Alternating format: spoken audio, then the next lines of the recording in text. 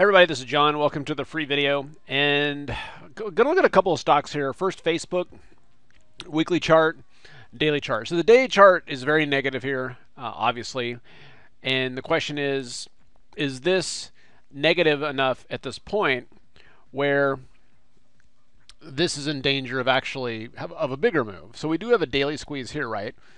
And the question is will the daily squeeze actually turn into a weekly squeeze? So remember, a daily squeeze here, the average squeeze lasts 8 to 10 bars, so a daily squeeze is kind of 8 to 10 days of weakness, which is what we've been seeing.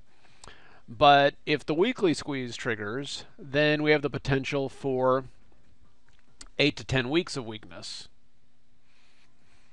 And this is where things like just larger term trend lines come into play, whether it's Facebook or the indexes. So you're going to see, I mean, this is kind of a weird, not a perfect trend, right? So you got this here, and then, it stopped kind of going up so much and then started trading sideways, okay? And the trading sideways part, that's, that's fine. That's not necessarily a bad thing. Okay, so now we've got this trend. But, no matter how you slice it, we're coming down and we are taking out uptrends. And if we're taking out uptrends, then the question is how long can that last till? Well, there's a ton of support here on Facebook around 73 bucks. Okay, so that was that peak here. It's acted as support, and at this point, when you start to see kind of chinks in the armor in terms of its overriding trend, that just kind of becomes the minimum first target.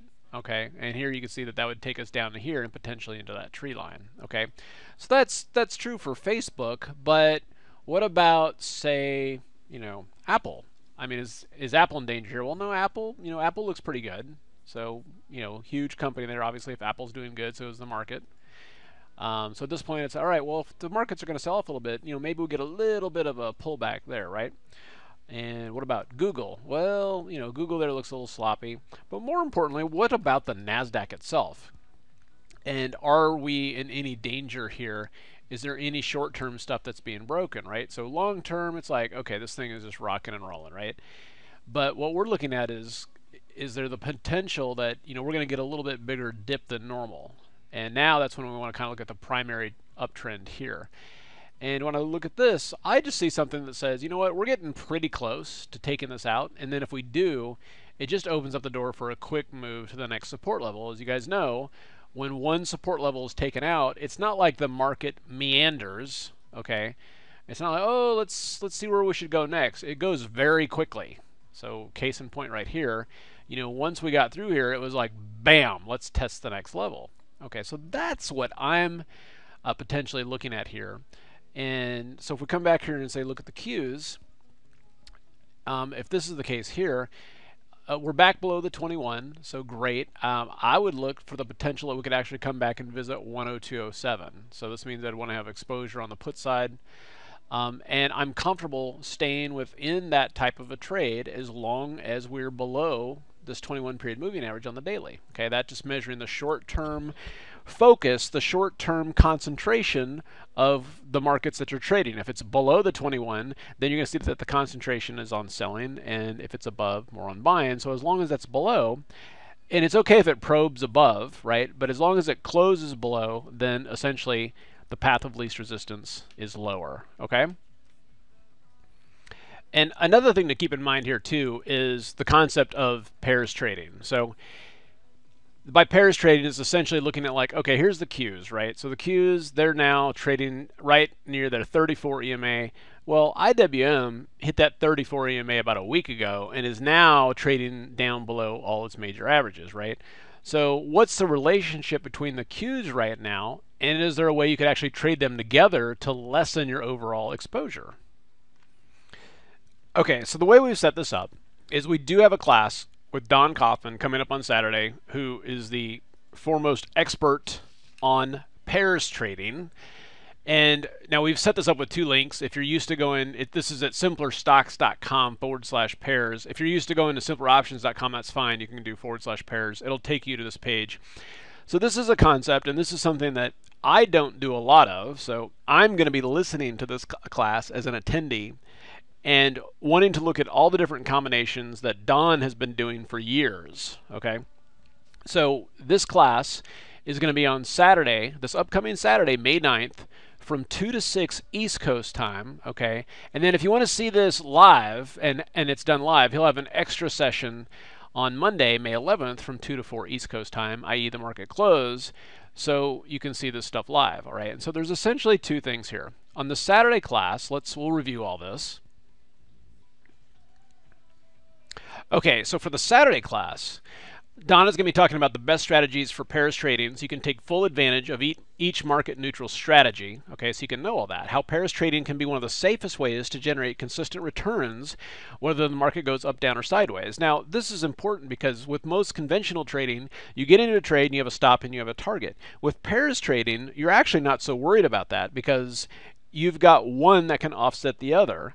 And the bet is, because if you can do the analysis right, is that if you're, say, long Facebook, or let's call it, long Facebook and short Apple, or you've got calls on Facebook but puts on Apple, or whatever combination that you want to look at, is that no matter what the market does, that if these are going up, then one of those stocks is going to be going up at a faster rate than the other one is going down, or if the market reverses and goes down, the one that's going to be going down is going to be going down at a faster rate than the one that's going up, which means that it doesn't necessarily mean what each single one is doing, but that net, if you're losing $100 here, you're making $120 here, and you're up 20 bucks no matter what's going on. Okay, so pairs trading is an awesome thing like that, and it can be something that's just a lot less stressful to do like that.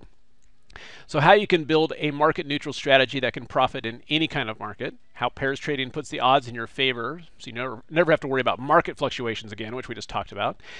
And then also, it's just understanding and trading like the hedge funds have been doing for over 30 years. Okay, and you don't need a big account to do this. You can do this with up to $5 grand.